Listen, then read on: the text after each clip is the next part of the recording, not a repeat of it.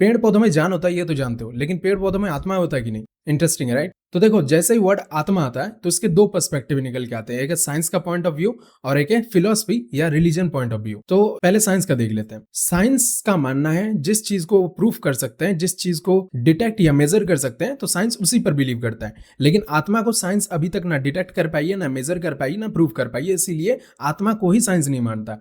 लेकिन हाँ, पेड़ों में जान होता है, पेड़ ग्रो करते हैं, अपने एनवायरनमेंट के हिसाब से रिएक्ट करते हैं, ये सब साइंस मानता है। लेकिन पेड़ों में आत्मा है कि नहीं, ये ना साइंस मानता है ना नकारता है। अब आता है रिलीजियस पॉइंट ऑफ व्यू पे। हिंदुइज्म में भगवत गीता, उपनिषद और पुराणों में हर जीव में आत्मा का जिक्र मिलता है और पेड़ों को भी जीव ही माना गया हिंदुइज्म में। तो इसका मतलब हिंदू धर्म भी मानता है कि पेड़ों में आत्मा होती है। जैनिज्म में पेड़ों को एक इंद्रिय जीव माना गया, मतलब सिर्फ टच सेंसेस होता है। तो जैनिज्म के हिसाब से भी पेड़ों में आत्मा होती है। लेकिन बुद्धिज्म में थोड़ा अलग है, बुद्धिज्म आत्मा को ही नहीं मानता। जैसे कि हिंदुइज्म में आत्मा का डेफिनेशन है कि वो अमर है, उसको ना आग जला सकती है, ना पानी भिगो सकता है और ना ही हवा सुखा सकती है।